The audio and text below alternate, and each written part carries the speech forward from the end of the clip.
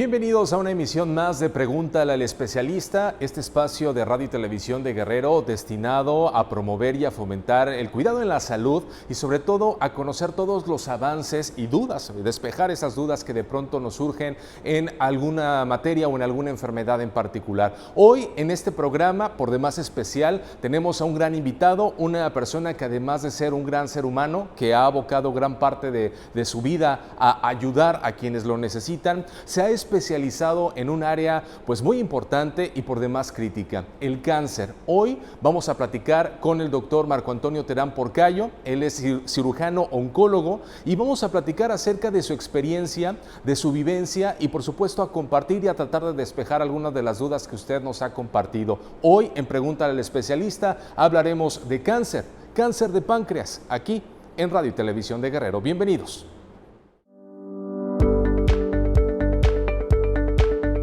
Según datos del Instituto Mexicano del Seguro Social, en México se diagnostican cerca de 191,000 casos de cáncer al año, de los cuales 84,000 fallecen y se registra una tasa de mortalidad de cerca del 14%. Las probabilidades nos indican que usted o alguien de su círculo de personas conocidas ha sido afectada por el cáncer. Todos estamos compuestos de billones de células que a través del transcurso de nuestras vidas crecen y se reproducen de la manera en que corresponde. Cuando una célula presenta alguna anomalía o ha envejecido, por lo general la célula perece o muere. El cáncer surge cuando algo sale mal en este proceso, ocasionando que las células anormales se reproduzcan y las células viejas no perecen como debería suceder. A medida las células cancerosas se reproducen de forma descontrolada y eventualmente pueden superar en número a las células sanas. Esto hace que al cuerpo le resulte difícil funcionar de la manera que debería de hacerlo. Para muchas personas, los resultados pueden ser exitosos al someterse a los tratamientos contra el cáncer. De hecho, ahora más que nunca, hay un mayor número de personas que tienen una vida plena después de haber recibido su tratamiento contra el cáncer.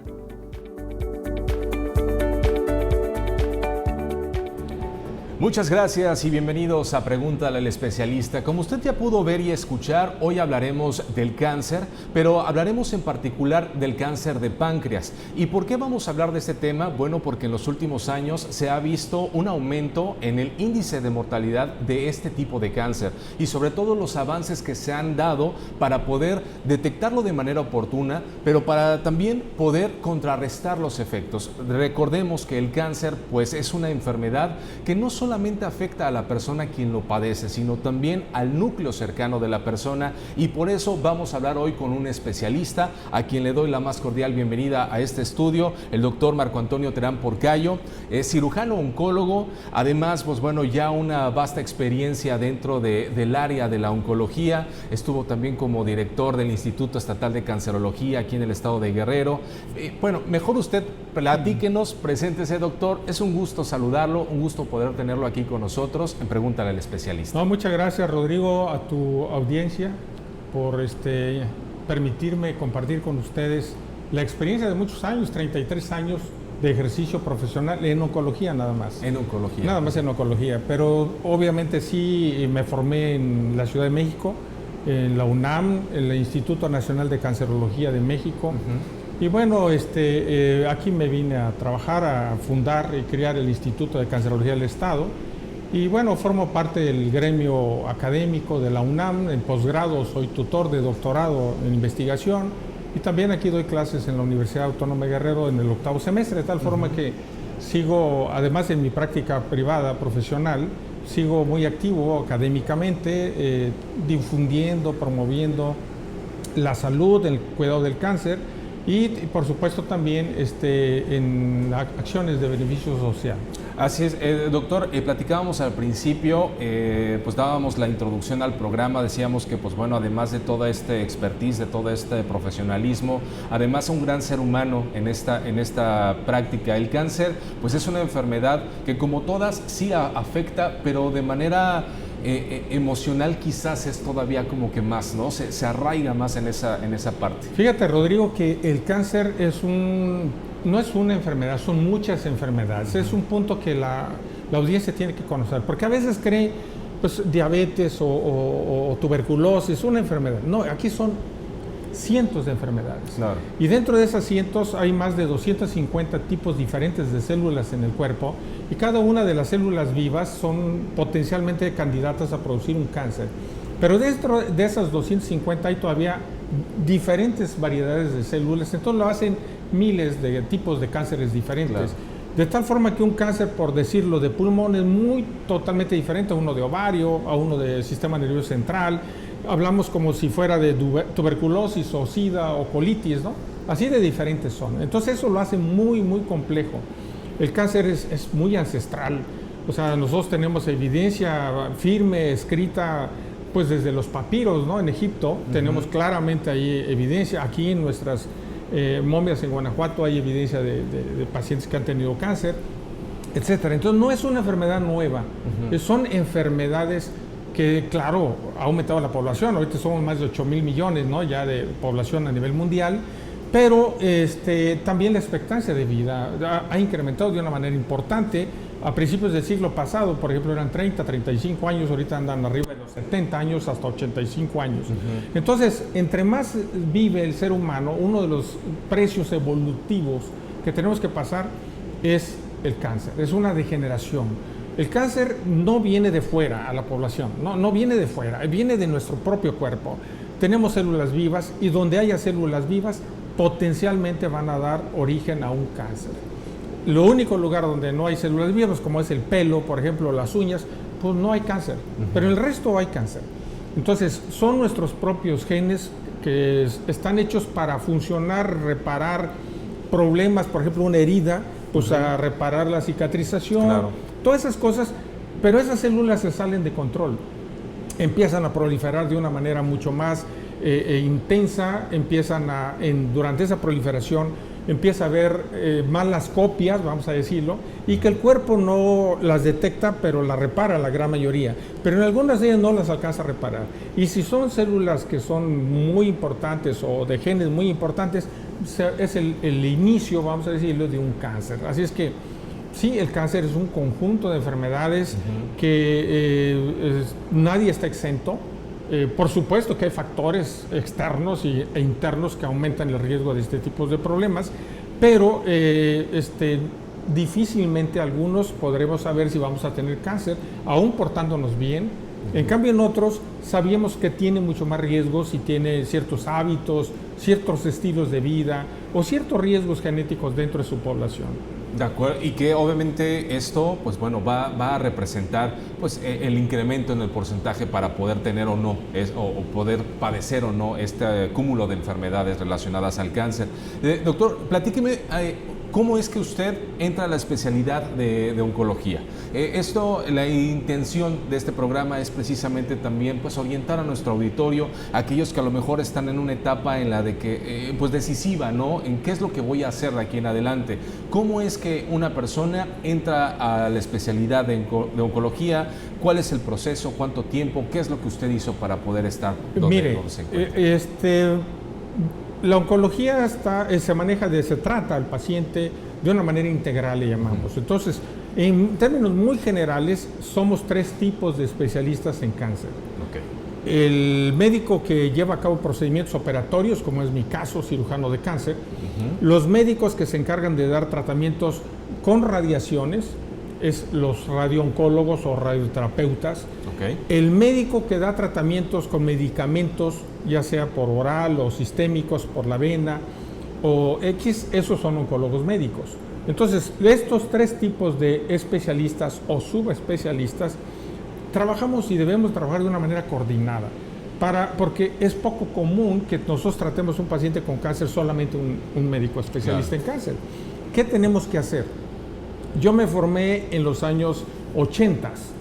Primero empecé además de terminar mi carrera como médico general, pues y es el requisito obligado a nosotros hacer una especialidad previa de cirugía general, ¿no? Entonces yo hice 4 años en aquel tiempo de cirugía general y después tienes que hacer mínimo 3 años de cirugía de cáncer, ¿no? Es una subespecialidad.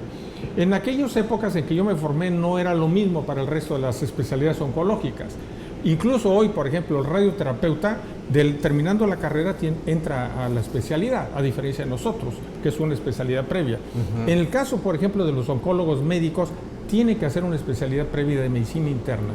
Entonces, todos aquellos jóvenes que quieran o tengan interés por estudiar o investigar o dedicarse a algo del cáncer, pues hay diferentes rubros.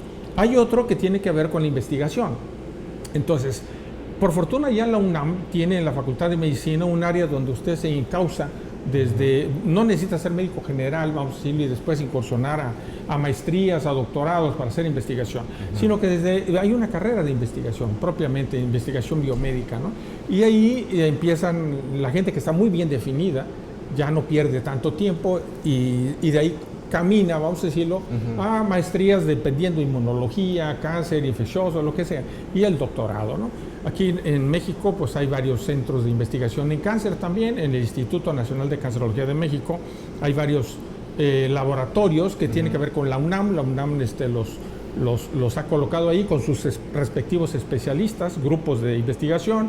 El Instituto Nacional de Investigaciones Genómicas es otra parte, el Instituto de Investigaciones Biomédicas de la UNAM también, el CINVESTAB en la UNAM, en la Politécnico, etcétera. Entonces, y otros polos de desarrollo. Claro.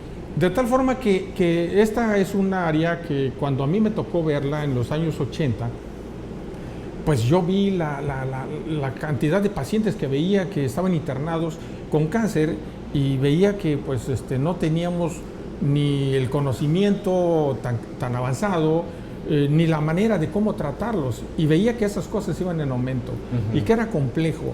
Entonces de ahí empezó a tener un poco más de interés de mi parte. Me llegaba a intervenir procedimientos de pacientes que aparentemente no eran cancerosos y eran cancerosos. Un día yo tenía 24 camas en mi cargo en el Hospital Juárez en aquella ocasión, y me di cuenta que 19 eran de puro cáncer. Entonces dije, ¿qué está pasando aquí? ¿No? Claro. Y en aquel tiempo el cáncer pues estaba dentro de los 5 primeros lugares ya de como causa de muerte. Ahora pues el cáncer es un problema mundial, es un problema de salud pública. Claro. Prácticamente no hay un país que no tenga problemas de cáncer. Se requiere cada vez más entrenamiento, más estudio y más especialización. Entonces, un médico de la formación nuestra o subespecialistas de otra área requiere instituciones obviamente complejas, con tecnología, claro, pero que eso va cambiando muy frecuentemente. Los avances científicos son enormes, enormes. Entonces, uno tiene que estar impulsando dentro de las instituciones el avance tecnológico, el avance diagnóstico, el avance terapéutico, los nuevos procedimientos técnicos, operatorios, etcétera, que hacen que las personas tengan más posibilidades de curación. Claro. Y les digo, hay conceptos erróneos, y no nada más en la población, sino también en grupos médicos. Oye, ¿por qué te metiste a cáncer si es una enfermedad terrible y mortal? Pues no es tan mortal. O sea, por supuesto que el 70% de los niños con cáncer se cura, en forma general. Y si hablamos de subgrupos muy especiales, hasta el 90% de los niños con cáncer. Vamos a los adultos, en promedio el 50-60% en el mundo se cura. ¿Por qué los otros pacientes? Bueno, tiene que ver uno que son cánceres que no se pueden detectar, otros no hay programas de detección en hospitales, o en algunos incluso países ni siquiera hay centros oncológicos, ¿no? Claro.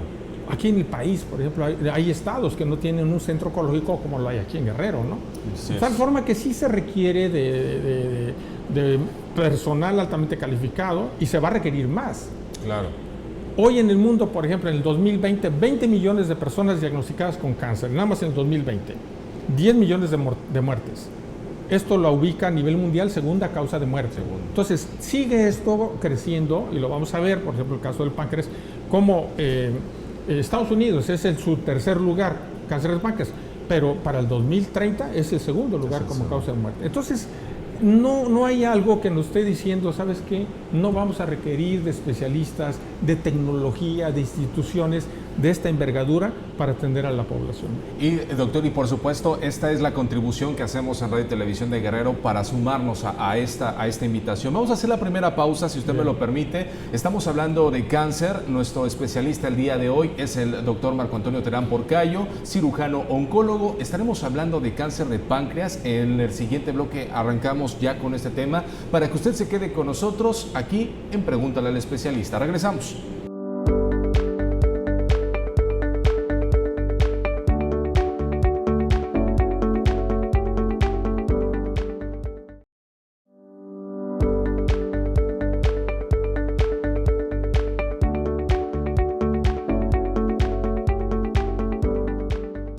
Muchas gracias por continuar con nosotros. Estamos en Pregúntale al Especialista. Hoy nuestro invitado, el doctor Marco Antonio Terán Porcayo, cirujano oncólogo. Doctor, platicábamos ya al inicio de este programa sobre el trabajo y la importancia que tiene la preparación y que es un trabajo que no ha terminado, ¿no? Es una constante capacitación, preparación, actualización incluso de los sistemas y de los conocimientos que se van teniendo sobre el cáncer y a las diferentes enfermedades que rodean a estos síntomas o la cadena de síntomas. Pero checaba o veía algunos datos en los que nos comentaban que el 30 y el 40% de los cánceres en México pueden ser prevenidos, pero pueden ser nos deja un margen a que no ocurre o a que no pasa. ¿Qué es lo que podemos hacer o cuál sería como que la invitación a la audiencia a decir, si hay algo raro, no dejes pasar y hay que acudir a visitar a un especialista? Efectivamente, la población tiene que saber que el cáncer, ya dije que es un grupo numeroso de enfermedades que afecta a cualquier edad, porque luego tiene la idea de que es un problema de gente edad, de mayor edad. Claro. Si usted ve los niños, por ejemplo, los adolescentes y pacientes pediátricos, es la segunda causa de muerte, ¿no? El cáncer. Y así, no hay edad que escape al problema del cáncer, no existe. Pero claro, entre más envejecemos, el riesgo se eleva de una manera importante. ¿Qué podemos decir? También aquí hay que comentar, como son tantas enfermedades, no todo es prevenible, lamentablemente. Ya. Okay. Hay cánceres que no se pueden prevenir, por no mencionar.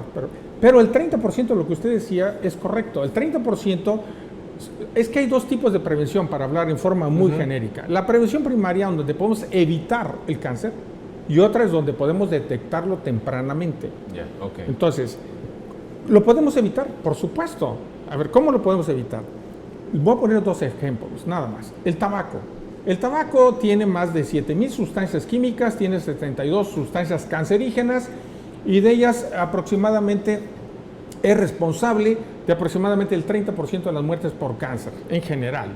Tiene responsable de 17 cánceres diferentes. Si la persona no fumara, automáticamente disminuye la mortalidad y los problemas, déjese del EPOC y otros problemas, de cáncer, 30%. Otro, la obesidad. La obesidad es reconocido responsable de 12 casos, 12 diferentes tipos de cáncer. Entonces, por supuesto que esto tiene sus razones y por eso se invita a la población también a que disminuya no nomás el consumo de comida que no es nutritiva, sino que haga ejercicio, etcétera, etcétera. Entonces, podemos evitar cáncer, ¿no? La gente no fuma, por ejemplo, el tabaco pues, tiene que ver con cáncer de páncreas también, no nada más con esófago, laringe, pulmón, cervix, etcétera. Entonces, ese grupo del 30% que podemos evitar, hay otro 30% que podemos nosotros detectarlo oportunamente. No lo podemos evitar, pero sí, por ejemplo, próstata, podemos detectarlo cuando el cáncer es incipiente y podemos obviamente curar a la persona, ¿no? O uno de mama, o uno de cervicouterino, etcétera. Hay varios tipos que caen dentro de este 30%. Entonces tenemos un 60% que si consideramos esos 20 millones en el mundo, pues estamos hablando de una cantidad impresionante, claro, ¿no? 6 por 2, 18, estamos hablando de casi muchos millones que se evitarían. En nuestro país, 190,000 personas padecen al año de cáncer, en general. 190,000, sí. 90,000 muertes. Entonces, También ahí si extrapolamos, si el 23-25% de la población, por ejemplo, trae obesidad, o traemos unos 17-18 millones de gente con tabaquismo activo, pues también podemos nosotros ahí evitar problemas, ¿no? Así es que sí es prevenible, por supuesto. No del todo, hay enfermedades cancerosas que no podemos hacer nada, un mieloma múltiple, tumores del sistema nervioso central, algunos cánceres, por ejemplo, de vías biliares, etc. Hay muchos donde no, lamentablemente, estamos muy lejos de la prevención. Pero eso ha logrado que muchos de esos pacientes tengan la expectancia de vida igual como si no tuviera una persona enferma de cáncer. Y entonces ahí viene este concepto. ¿El cáncer se cura? Por supuesto que se cura, no todos, pero ya dije que un 60% en promedio en el adulto logramos curarlo, muy en general, ¿no? Algunos más que otros, pero en promedio 60%. ¿De qué depende?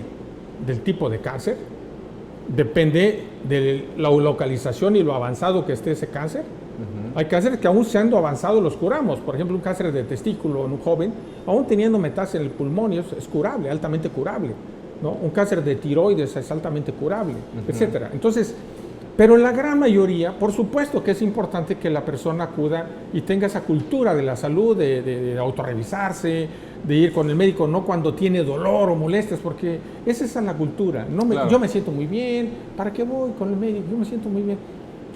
Aquí lo importante es para mantenerse sano, para saber que estoy sano, que no tengo ningún problema. Y eso le da una confianza enorme. Que si para el siguiente año o 2 años usted ya tiene un problema oncológico, sabemos que va a ser incipiente y que tenemos altas posibilidades de curarlo, ¿no? Entonces, sí, esto de la oncología, hay programas muy bien definidos y algunos que están muy bien instrumentados en países, en Europa, en Estados Unidos, y que en nuestro caso, voy a poner el ejemplo, el cáncer cérvico-uterino, ¿no? Desde los años 40 del siglo pasado sabemos que la citología del Papa Nicolau es un método extraordinario. Que hay otros métodos, o nos dicen, mejores. No. O sea, el Papa Nicolau logró disminuir la muerte por cáncer en el mundo 70-90%, cuando se hacen bien las cosas. Claro. Y si le agregamos otros métodos de detección de virus de papiloma, etcétera, etcétera, bueno, obviamente ayuda y mejora a que las personas no lleguen con un cáncer, sino con lesión precancerosa. Claro. ¿Qué se necesita? Que la población pues acuda. A veces tiene el centro de salud enfrente y no va. Y no va, claro. O tiene los programas gratuitos, no va, ¿no? Y o por otro lado, el Estado también tiene la obligación de instrumentar estos programas de una manera muy sólida, muy bien organizada y con un seguimiento muy cuidadoso. No hacer por hacer. Hacer citología, el Papa Nicolau ya se me olvidó cuándo le tengo que traer el reporte y tengo que atender a una población importante, arriba del 80% de las mujeres en riesgo, para que pueda tener un impacto en la curación de los pacientes. Entonces, puedo decir que hay cánceres que no son evitables, cánceres que uno puede traer un riesgo intrínseco, genético, y que la relación con el ambiente va a detonar, y que eso es lo que habitualmente vemos. Y tenemos otra persona que aunque se porte muy bien y todo, va a desarrollar un cáncer. Son esos 3 grandes grupos, ¿no? Y nosotros tenemos que distinguirlos, los médicos, ¿no? Definitivo, y por eso la preparación es importante, sobre todo también, hablábamos o hemos hablado a lo largo de todos estos programas, la certificación, ¿no? El hecho de saber que quien está frente a nosotros, que quien consultamos, pues es una persona realmente apta y capacitada para poderlo hacer y para poderlo, pues para poder otorgar un diagnóstico, ¿no? Porque seguramente, como en todos los ámbitos, pues hay muchas personas que, pues digo, no es de que a lo mejor no tienen la suficiente experiencia, y es ahí donde vienen algunos sesgos o algunas cuestiones que se podrían evitar. Es definitivo lo que acabas de decir, Rodrigo, porque la mayor parte de la gente que llega conmigo a atención médica, pues ya pasó no por médicos generales, por muchos especialistas. Entonces, no es el enfoque que tiene uno. A nosotros nos enseñan a pensar de otra manera, ¿no? Llega un paciente y lo primero que nos preguntamos, ¿tiene o no tiene cáncer? ¿No? Que es la pregunta por la que va el paciente. Sí. ¿La tiene o no la tiene? No, que fue colitis nerviosa, que fue no sé qué fue, no, señora, váyase, no tiene cáncer. Pero nuestro enfoque, nuestro pensamiento es a descartar que la persona no tenga cáncer o lo tenga y se lo diagnostiquemos.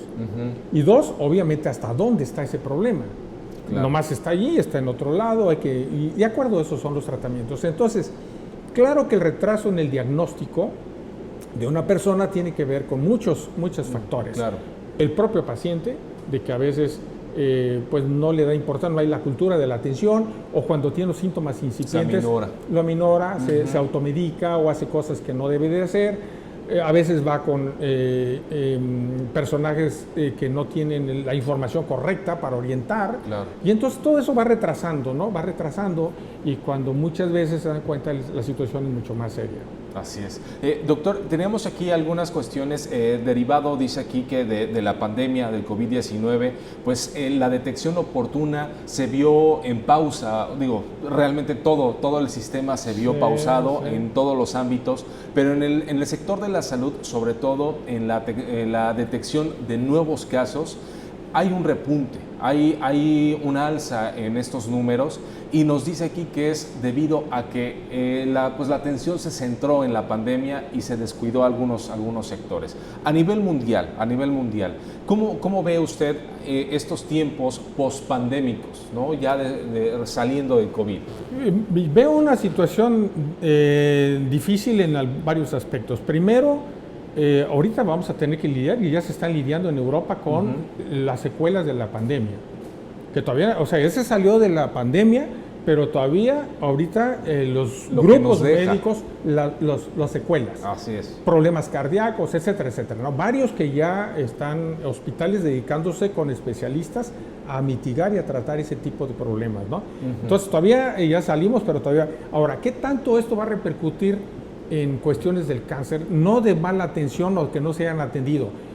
¿Tiene alguna implicación en mayores riesgos de cáncer? No lo sabemos. Eso todavía está por verse, ¿no? Y sobre todo por varias cosas que se tomaron como vacunas de RNA y esas cosas, que todavía hay que estar pendientes. Pero en relación a ¿cuál es la experiencia? Efectivamente, mire, lo voy a ver desde... Las gentes que estaban en formación de salud dejaron de ir a los hospitales. Los que estaban formándose en especialidades también tuvieron que desviar su atención y dedicarle al COVID. Y entonces muchos especialistas no tienen la rigurosidad del entrenamiento que habitualmente se daba. Yo tengo conocidos, gente, por ejemplo, que estaba en cirugía general, en R1, todo un año no había entrado en ninguna cirugía. ¿Por qué? Porque estaba en el COVID. Entonces, primer punto, la preparación. La preparación de los jóvenes en escuelas de medicina no es lo mismo. Yo doy clases en línea, claro, presencial, y por otro lado también estar en un aula o estar, claro, definitivo, eso trae repercusiones. Por otro lado, en la cuestión oncológica, yo recuerdo, y por ejemplo el Instituto Nacional de Cancerología también se hizo hospital COVID, y solamente una parte muy pequeña se podía atender a algunos pacientes. Entonces hubo mucho rezago. ¿A qué llevó a esto? A que muchos pacientes, no nomás en la detección, sino se detectaran tardíamente. Claro. 3, que los tratamientos no se dieran con oportunidad. En este caso, en oncología, no es de que cuando yo tenga el medicamento, o cuando esté desocupada o esté arreglada mi equipo de radiación, o cuando el quirófano esté... No. Usted tiene que dar los tratamientos cuando deben de ser. Y con estos medicamentos. Nada de que, bueno, en lugar de darle metrotexate, ahora voy a usar la adriamicina. No. Es esto. Si usted no tiene ese medicamento, repercute obviamente en la curabilidad de un paciente. Claro. Y tiene que darse en el tiempo correcto, cada X semanas, cada este tiempo. Entonces eso se perdió también. ¿Qué esperaba desde una manera indirecta? Pues un aumento en la mortalidad por cáncer. En general. No necesita uno ser muy, tener el oráculo de Delfos, ¿no? Para decir que eso iba a pasar. Y con algunos cánceres, con todos. Entonces, esas cifras, por supuesto que ya empiezan a aparecer y van a aparecer. De que si nosotros teníamos una mortalidad de 90,000 en un año, pues no les sorprenda que sean 95 o no sé cuántos miles de personas, ¿no? Así es. Así es que sí trae repercusiones serias, indudablemente, en la población, por la falta de las carencias para poder enfrentar un problema de salud mundial, y que se tuvo que habilitar instituciones para hacer frente a algo que pues, no estábamos No estábamos preparados. Doctor, tenemos ya aquí las preguntas que nos han estado llegando ya sobre el cáncer de páncreas. ¿Le parece hacemos una pausa y regresamos ya con el bloque de preguntas? Recuerde, esto es Pregúntale al Especialista. Nuestro invitado el día de hoy, el doctor Marco Antonio Terán Porcayo, cirujano oncólogo. Hablaremos de cáncer de páncreas aquí. No le cambie.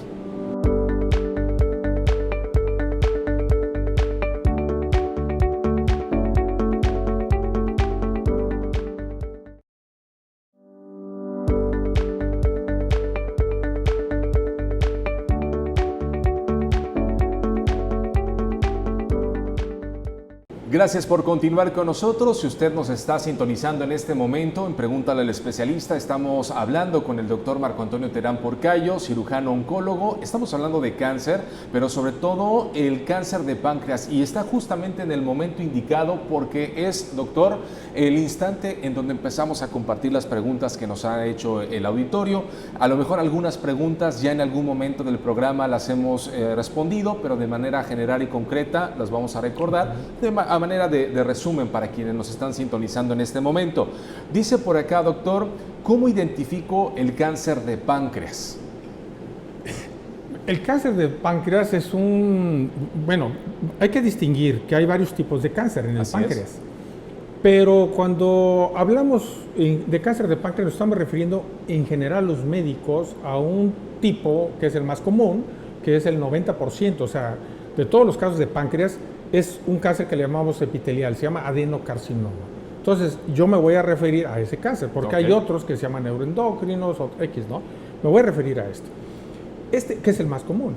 Estamos hablando que es un cáncer que pues, a nivel mundial estamos hablando de 495,000 casos nuevos en 2020 y 466,000 muertes. O sea, es uno de los cánceres que casi la presencia, la incidencia es muy similar a la muerte. O sea, así de letal es. Es altamente mortal. ¿Por qué? Precisamente por lo que está preguntando la persona. Porque es un órgano que está escondido, está atrás en el retroperitoneo, es un órgano que no da molestias al principio y que cuando las da ya es tardío. Entonces, el decirle a la audiencia, ¿sabe qué? Tenga datos como para que piense en un cáncer de páncreas y esto, no es tan fácil, porque ese es el talón de Aquiles de este cáncer, de que los diagnósticos son tardíos.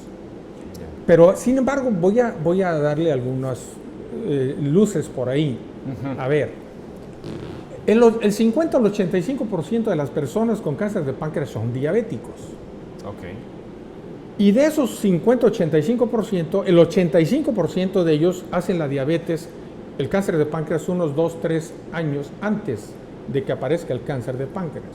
Entonces, primer punto, hay que estar pendientes a una persona adulta en donde no tiene factores de riesgo tan importantes de diabetes, etcétera, y detona con un cáncer de páncreas.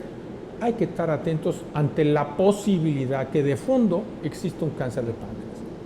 Entonces, a pesar que no tenga molestias, pero que ya tiene intolerancia a los azúcares, que ya tiene, etcétera. Primer punto. Segundo, si la persona fuma, debe dejar de fumar. El tabaco es el principal factor de riesgo para cáncer de páncreas. Así es que, ya lo comentaba yo hace rato, que 17 cánceres se relacionan, uno de ellos es el tabaco. Entonces, deje de fumar, ese es un factor. Tercer punto, hay personas que tienen en la familia algunos familiares con algunos tipos de cáncer. Y eso le llamamos que son síndromes genéticos hereditarios y aumenta la probabilidad de que uno tenga cáncer sin haberlo escogido. ¿Cuáles son esos? Cuando nosotros vemos en la familia personas que han tenido cánceres de colon, por ejemplo, hay uno le llamamos síndrome de Lynch, cánceres de útero le llamamos endometrio, otros que tengan pancreatitis hereditarias, pancreatitis familiares, síndromes de cáncer de los nevos, de los lunares múltiples y de melanoma. Todas esas personas que tienen antecedentes familiares, los hacemos a un parte y tenemos que indagar. O sea, sin que la persona tenga molestias, estoy hablando. Claro. Cuando la persona tiene molestias, empieza lamentablemente ya la enfermedad, tiene una etapa un poco más avanzada y difícil de curar. El páncreas es como una hoja, ¿no? Y de esa hoja, la cabeza del páncreas es el sitio donde más se presenta. De los 100 casos de cáncer que se puedan presentar, 80 se presentan en ese sitio. Y lo primero, como ahí está la relación donde viene la bilis, pues la persona empieza a ponerse amarilla, empieza a tener dolor, pero no es tan temprano pues el diagnóstico. Si nosotros, ahora gracias a que las personas se hacen con mucha frecuencia, o los médicos estudios, ultrasonidos, o tomografías o resonancia, estamos encontrando cada vez más lesiones que llamamos precancerosas de páncreas, que antes eran menos comunes. Esas lesiones son lesiones quísticas que le llamamos en el páncreas. Entonces, cuando las vemos, sabemos que esta, a pesar de que no sea cáncer, hay que tratarla, hay que operarla porque va a desarrollar un cáncer. Esta también. Entonces, eso ha aumentado mucho gracias a que se han hecho estudios por otras razones y el radiólogo encuentra esas lesiones en el páncreas. Entonces, son padecimientos que nos están diciendo, no esperes a que te desarrolle un cáncer. Y esto les va a dar una idea más clara. Una persona que tiene un cáncer de páncreas, ya como tal, solamente de 100, 20 tratamos y operamos. Los otros 80, para nada. Están fuera de la posibilidad. Pero de esos 20 no, porque los operemos o los tratemos, se van a curar. Se va a curar solamente 20 a 30% de ese 20%. En cambio, si lo detectamos más pequeño, como lo que decía a través de esas lesiones precancerosas, o encontramos un hallazgo por los estudios y profundizamos, llegamos a curar 35 o 50% de las veces, cuando el tumor es menos del 2 de 1 centímetro. Entonces, no esperar pues a que la persona tenga dolor, que se ponga amarillo, etcétera, ¿no? Sino que hacer sus chequeos rutinarios de todo, de azúcar, de todo, ¿no? Para que no. Y dentro de eso, obviamente, aparecerán o saldrán algunas posibilidades de que nos orienten a profundizar en detectar un problema de cáncer. Ok. Dice por acá, doctor, ¿cuáles son las causas de este cáncer? O sea, vaya, quizás va muy de la mano de lo que nos acaba de compartir. Yo diría en dos grandes grupos. Hereditarios, o sea, que se heredan los riesgos, y no hereditarios o ambientales. Hereditarios, todo esto que dije del síndrome X, enfermedades, las diabetes, etcétera. Y de los adquiridos o ambientales, el tabaco, la obesidad, por ejemplo, el alcoholismo, pancreatitis crónicas, que tienen que ver, algunas exposiciones a ciertos metales, al cadmio, al zinc, etcétera. Algunas cosas que trabajan en minas, cosas, aumenta el riesgo, por supuesto. Sí. Ok, de acuerdo. Doctor, dice por acá, ¿a qué se refieren las etapas del cáncer? Hablaba hace ratito, ¿no? De acuerdo a cómo se encuentre los famosos estadios del cáncer. Sí. ¿A qué se refiere con esto? ¿Qué tan avanzado está la enfermedad? Lamentablemente, cuando uno encuentra la enfermedad, podemos encontrarlo localizado al páncreas, cuando está más allá del páncreas, pero no se ha ido a otro sitio, o cuando ya se fue a otro sitio, ya es metastásico. Si nosotros vamos a detectar el cáncer, que sea preferentemente cuando está localizado el páncreas y que no se ha salido del páncreas. Es una enfermedad localizada. Entonces nosotros dividimos los cánceres en etapas. Son diferentes, no es lo mismo para un cáncer que para otro. Entonces hay un cáncer etapa clínica 0, un in situ, una etapa 1, 2, 3, 4. Entre más número es, pues menos posibilidad de curarse, ¿no? Entonces, lo ideal es que cuando detectemos una persona con un cáncer, sea una lesión precancerosa, como lo que yo decía, algunos quistes, ¿no?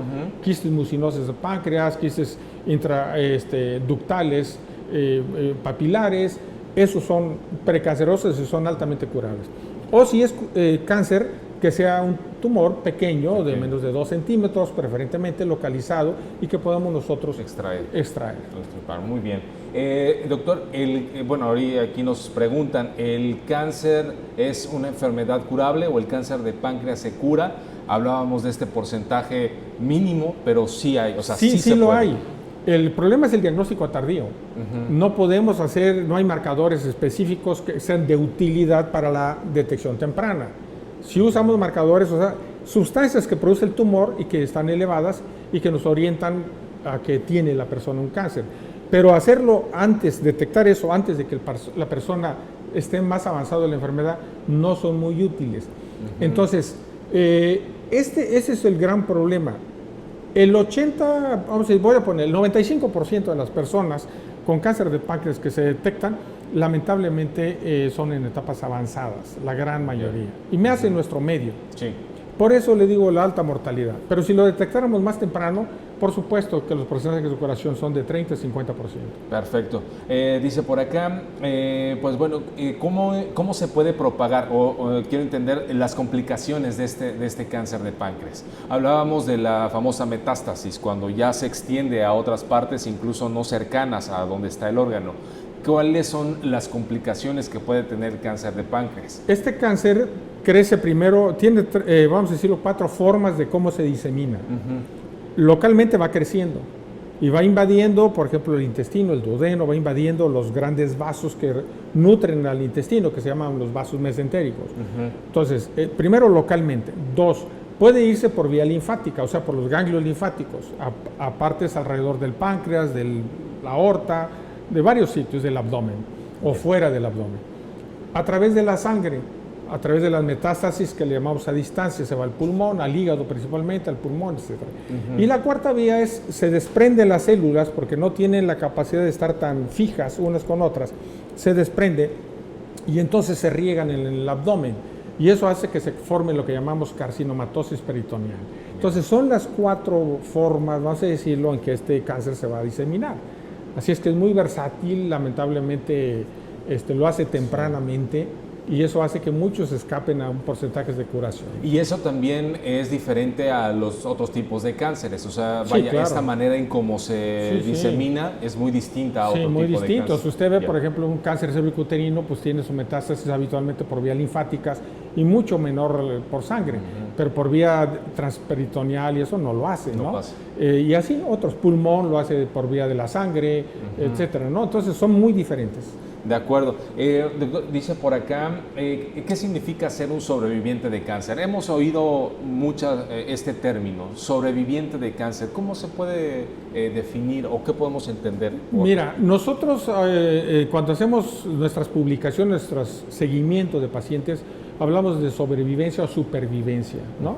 Entonces hay varias formas. Uno son el que sobrevive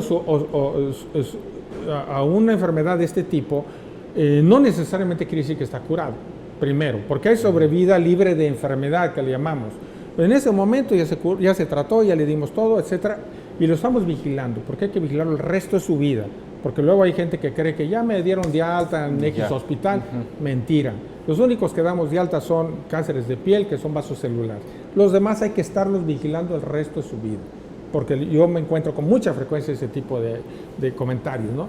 No, entonces, hay personas que ya se trataron, dependiendo del tipo de cáncer, y lo estamos vigilando. ¿Para qué los vigilamos? Por 2 razones. Uno, que no vaya a formar otro cáncer diferente, porque una persona que ya su cuerpo lo fue rebasado y sus defensas no tuvieron al 100 y se formó un cáncer, tiene probabilidades de formar otro tipo de cáncer. Claro. Del mismo tipo o de otro. Y 2, porque el mismo cáncer puede regresar. Entonces tenemos que estar atentos, ¿no? El mejor ejemplo es el de colon. Le quita el problema, le quita lo del cáncer del colon, sí, pero le quedó a la otra parte. Hay que vigilar porque se pueden formar pólipos y otro cáncer, ¿no? Por ejemplo. Entonces, supervivencia o sobrevida libre de enfermedad, está en ese momento bien, no tiene enfermedad, tiene 2 años, 5 años que lo tratamos y no hay enfermedad. Perfecto, pero eso no quiere decir que esté curado, ¿no? Okay. Eso, el otro es. Entonces, hay sobrevida, por ejemplo, global. ¿Cuánto es lo que está 100 personas con esta enfermedad? ¿Cuántos están vivos en 5 años, en 3 años, en 10 años? ¿No? Tanto, ¿no? Cuando hablamos de curación es otro aspecto. Cada cáncer tiene su propia biología.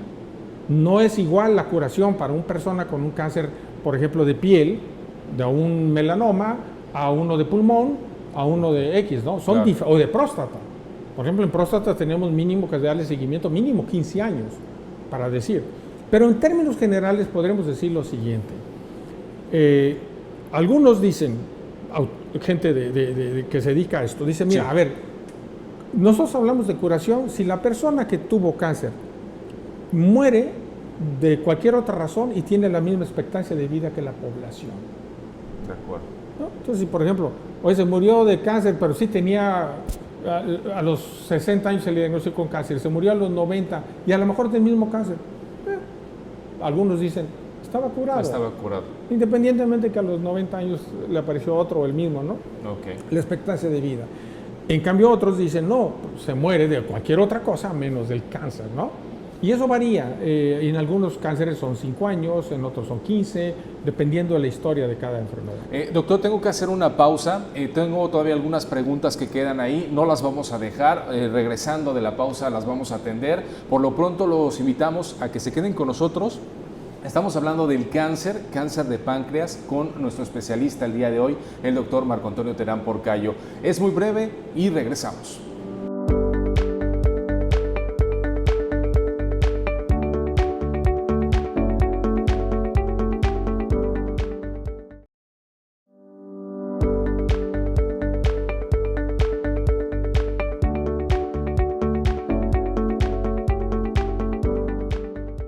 El cáncer de páncreas se encuentra en los primeros lugares de causas de mortalidad en los países desarrollados.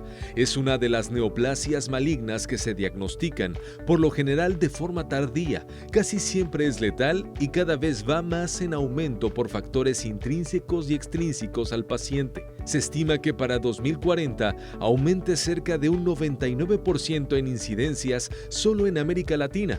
De ahí la importancia de conocer las formas de diagnóstico oportuno para llegar a un buen pronóstico de la enfermedad, pues se estima que cuando se detecta de forma temprana, tiene una supervivencia de 39.4%. Cáncer de páncreas, del Dr. Marco Antonio Terán Porcayo, recopila la experiencia de más de 32 años de su autor, brindando a los lectores una actualización de los hallazgos más recientes en cuanto a epidemiología, factores de riesgo, desarrollo, progresión, diagnóstico y tratamiento de este padecimiento letal. Es un libro de gran utilidad no solo para gastroenterólogos, sino también para médicos oncólogos, cirujanos oncólogos, patólogos, residentes de estas especialidades y médicos generales que tengan el primer contacto con el paciente.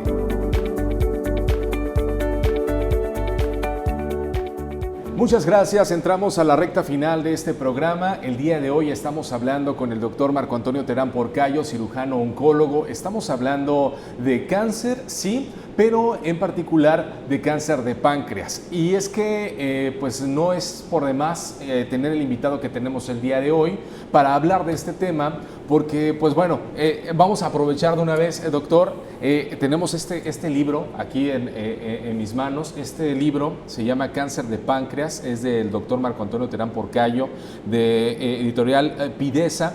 Este libro se presentó a finales del año pasado, en septiembre, ¿es correcto, doctor? Así es. Y ahorita, pues bueno, ya de hecho está ya en el horno un nuevo material, ¿no? Sí, Un nuevo libro que también usted tiene. Y aquí, en este libro de cáncer de páncreas, un libro que pues va destinado o está enfocado, pues sí, para aquellos estudiosos del área, para aquellos especialistas en el área, y que a lo mejor pues de pronto, ¿no? Algún curioso, ¿no? Que también quisiera pues ahondar en el tema pueda tener. Hay en el índice vienen algunos temas que me llaman la atención y que a lo mejor de manera general podríamos como que conocer todos, ¿no? Dice ahí o habla acerca de las enfermedades limítrofes, irresecables y metastásicas. Ya algunos de esos términos nos los ha compartido en este programa. ¿Cómo podemos diferenciar? Y que viene a colación de las preguntas que nos decían acá, ¿no? ¿A qué se refiere con una enfermedad limítrofe? Básicamente, el cáncer de páncreas que no se pueda operar y resecar no tiene ninguna posibilidad de curarse. Primer punto. Okay. Entonces, que podemos darle otros tratamientos para mejorar la curación por la cirugía, perfecto, lo hacemos. Pero si a alguna persona le dicen tiene un cáncer de páncreas y no se va a operar, le vamos a dar otro tratamiento, prácticamente no hay posibilidades de curación.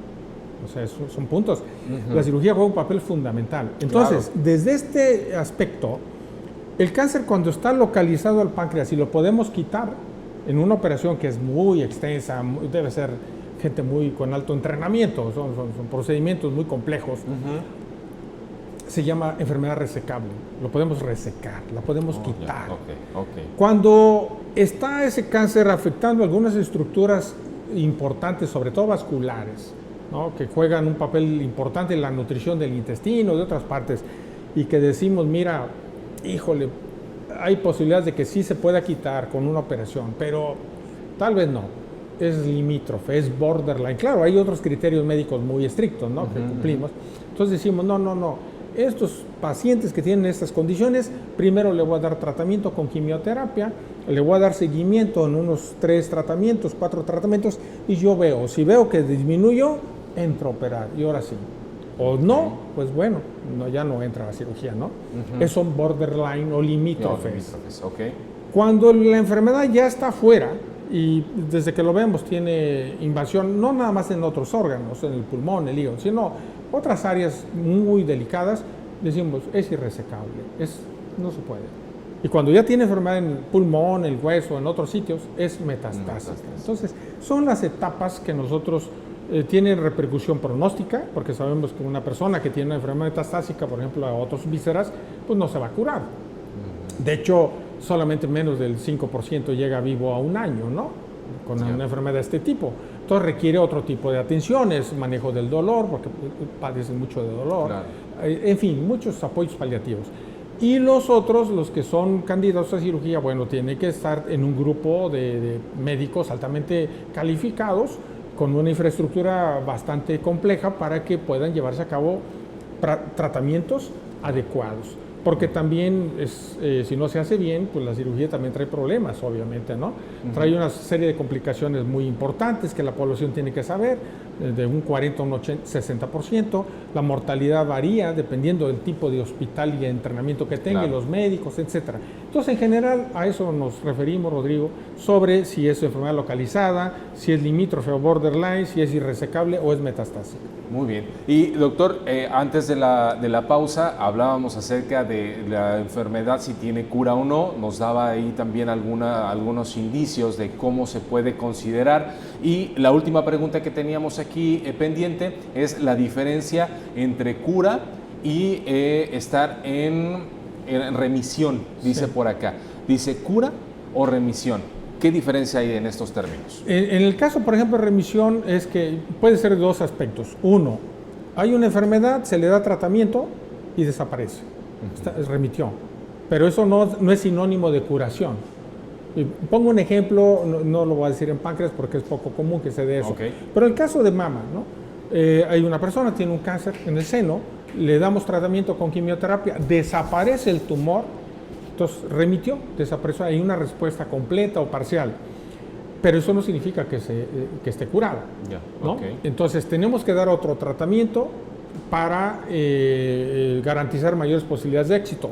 O en algunos otros casos, con el puro tratamiento remitió, pero el tiempo, el seguimiento nos va a ir diciendo si esa persona se curó o no se curó, ¿no? Entonces, los tiempos son variables, ya dije, por ejemplo, un paciente con cáncer de páncreas que se remitió, se quitó la enfermedad con la quimioterapia y la operación, pues ese paciente después de 5 años está curado, si no tiene enfermedad, para fines prácticos, ¿no? Claro. Pero no sucede lo mismo en otros lados. Entonces la remisión es que desapareció la enfermedad, hay una respuesta completa o respuesta, en este caso completa, ya no hay evidencia de la enfermedad ni radiológica ni clínicamente, pero eso nos da un buen pronóstico para la persona, pero no necesariamente es curación. Muy bien. Pues doctor, estamos llegando ya a la parte final y pues hablábamos acerca de este libro, 32 años de experiencia solo en el área oncológica y el resultado, pues bueno, es este trabajo, Cáncer de Páncreas, un libro interesante, un libro dedicado para todos aquellos que quieran conocer más acerca de esta área y en la que, doctor, además de conocer la enfermedad, ¿qué es lo que podemos o qué es lo que hay impreso en estas páginas? Está impreso, mira, el conocimiento actual de todos los avances desde el punto de vista científico y lo aplicable a la medicina del momento y lo que viene en el futuro inmediato. ¿Qué debemos de disponer para nosotros hacer un buen diagnóstico?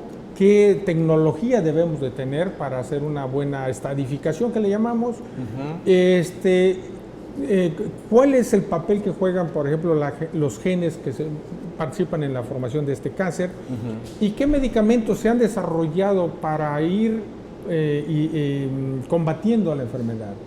Entonces hay muchas que están en trabajos de investigación, otros ya están en la aplicación clínica. ¿Cómo están ahorita la situación para la detección temprana en cáncer a través de ADN, o sea, el ácido desoxirribonucleico, o de material genético como el RNA, etcétera? O sea, viene lo que está casi en puerta, vamos a decirlo, para su aplicación clínica, como lo que sí está en la aplicación clínica, y la forma integral como debe de manejarse y de enfocarse y estudiar a una persona que se sospecha que pueda tener un cáncer de páncreas. ¿Cómo podemos acceder al libro, doctor? ¿Dónde podemos encontrarlo? Bueno, en este caso, a quienes estén interesados, ¿cómo pueden adquirirlo? Está prácticamente por línea, ahora ya se obtiene en todos lados, ¿no? Está en Amazon, por ejemplo, está en Mercado Libre, está en las librerías médicas de prestigio, está en todo Hispanoamérica, pues. Perfecto. ¿No? Porque esto, incluso pues, yo he tenido compañeros que han estado en Estados Unidos y compran el libro, ¿no? Que son médicos de otras especialidades. Entonces está disponible esto al público en general, aunque hago énfasis, es que tiene un lenguaje más científico, un poco más técnico, que difícilmente algunos podrán entender en su cabalidad. Claro. Pero son de gran ayuda para ellos, para ver su problema o para orientar el médico a sus pacientes, o tener conocimientos, y obviamente el médico especialista, no nada más en cáncer, de cirugía general, medicina interna, geriatría u oncología, es de gran utilidad. Es de gran utilidad. Muy bien, pues doctor, muchas gracias. Es un libro, son 16 capítulos, bastante, como bien lo dice, es un libro pues muy técnico, un libro bastante dirigido y enfocado, pero es un libro que vale la pena el poderlo tener, sobre todo para aquellos que están en esta área, en el estudio, en la preparación, en la certificación, en el conocimiento, ¿no? La actualización. El doctor Vicenzo Grosifoglio tiene el prólogo aquí en este libro. Pues doctor, le agradezco la oportunidad, el tiempo. Viene un nuevo libro también próximamente, ¿verdad? Cáncer de mama, si no estoy equivocado, ya muy próximo. Y me gustaría pues cerrar este espacio invitando a la gente a que que se acerque a los especialistas, y en este caso, si quisiera poder contactarlo, ¿hay alguna manera, alguna red social o alguna forma de poder buscarlo para tener pues una asesoría, ¿no? Una atención médica? Sí, yo no tengo, con sinceridad le digo a la población, no tengo mucho tiempo para estar en las redes sociales, porque, por ejemplo, ahorita vengo de una cirugía, ¿no? Entonces no me es muy fácil, no tengo el tiempo mucho, pero me pueden localizar a través de internet.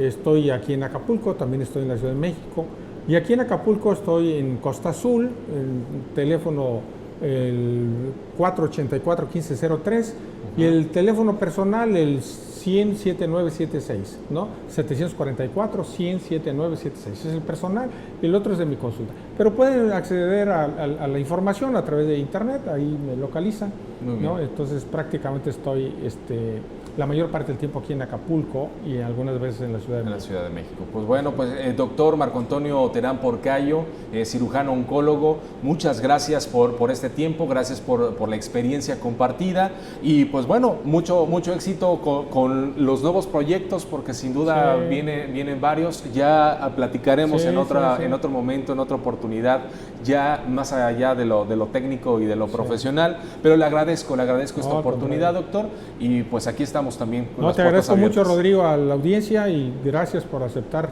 estas humildes indicaciones, recomendaciones que puedo yo darles, ¿no? Muchas gracias. Es el doctor Marco Antonio Terán Porcayo. Así terminamos el programa el día de hoy. Muchas gracias a usted por permitirnos acompañarlo. Lo invitamos a que se quede en Radio y Televisión de Guerrero, y a que nos veamos la próxima semana. Recuerden el canal de YouTube. También, una hora después de que termine el programa, nos podrá ver ahí. Pregúntale al especialista. Que tenga una excelente semana. Nos vemos la próxima.